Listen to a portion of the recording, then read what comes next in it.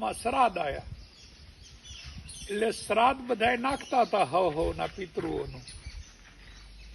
તે પિતૃઓના શ્રાદ્ધ નાખતા હતા, એ બધા શ્રાદ્ધ નાખતા હતા પોતપોતાના પિતૃઓ 16 દિવસમાં જે દિવસે ગયા હોય એ રીતે.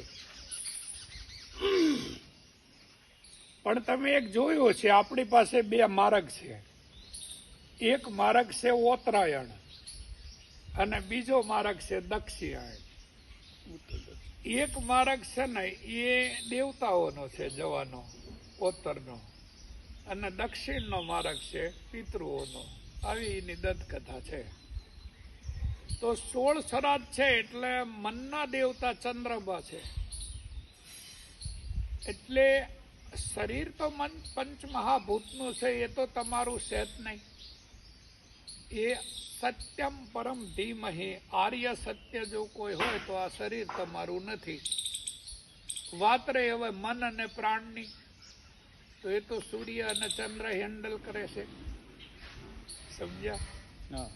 તો જ્યારે તમે સૂર્ય છે એ દક્ષિણના હોય અને તમે શરીર છોડેલું હોય તો તમારે ચંદ્રલોકમાં જવું પડે, અને ત્યાં તમારો પુણ્ય હોય ત્યાં સુધી તમે રહી શકો. પાછા તમારે રિસાયકલિંગ થવું પડે, ટ્રાવેલિંગ કરીને પાછા આવવું પડે.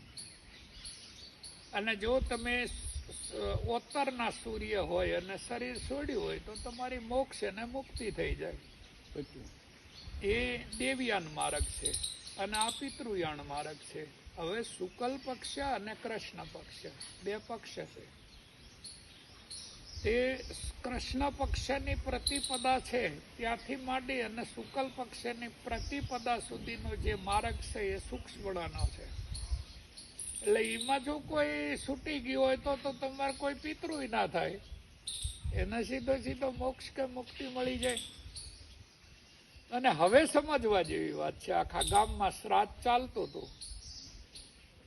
એટલે કબીરના પિતાએ કબીરને બી કીધું કે ભાઈ આપણે પિતાનું શ્રાદ્ધ કરવું પડશે. આખું ગામ શ્રાદ્ધ કરે છે અને આપણે શ્રાદ્ધ ના કરવી એ હિતાવહ ના કહેવાય એમ. એટલે આપણે શ્રાદ્ધની વ્યવસ્થા કરો એમ. આપણે પિતાનું શ્રાદ્ધ નાખવાનું છે. તે કબીર સાહેબ એક બાલટી લઈને નીકળ્યા. પિતાના શ્રાદ્ધ કરવું હતું એના માટે દૂધ લેવા. દૂધ લેવા જ્યાં તો રસ્તામાં એક ગાય મરેલી પડી હતી. તો બાલટી મેકી અહીંયા પેલી મરેલી ગાય કને, અને એક ખેતરમાં જઈને ઘાસ વાડી આવ્યા. એટલે ગાય ઘણા સમયથી મરી છે, એ તો કરકું પડ્યું હતું, ખાલી હાડ પિંજર સૂકી ગયેલું. તે કને બાલટી મેકી, ખેતરમાંથી ઘાસ લઈ આવ્યા અને ગાયને નાખ્યું, અને પછી બેઠા રામ નામનો મંત્રનો જાપ કરતા હતા. હવે આખા ગામવાળાએ શ્રાદ્ધ નાખી દીધું અને બધાએ પ્રસાદી લઈ લીધી.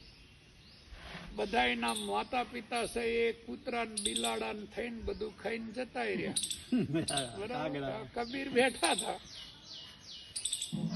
એટલે એના બાપા રાહ જોઈને થાક્યા. તે ધોકો લઈને જ્યાં તો જોયું તો એક ગાયનું કરકું હતું, એની કને બેઠેલા, બાલટી મેકેલી, ઘાસ નાખેલું. તે આ આખા ગામવાળાએ શ્રાદ્ધ નાખી દીધું, બધાના પિતૃઓ તૃપ્ત થઈને જતા રહ્યા, અને તું અહીંયા બેઠો બેઠો શું કરે છે? એમ કે આ ગાય છે એ તો મરેલી છે એમ.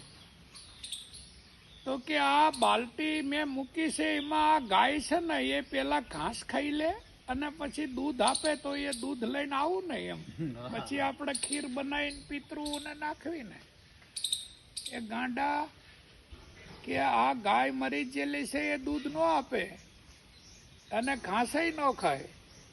કે હાળી 3 મહિના પહેલા મરી ગયેલી છે અને દૂધે ના હાલે ને ઘાસે ન ખાતી હોય, તમારા બાપા શું તમારું કપાળ ખાય? એટલે આખા ગામને હરાજ નાખવા જો ને તમે શાંતિથી રામ નામ જપો.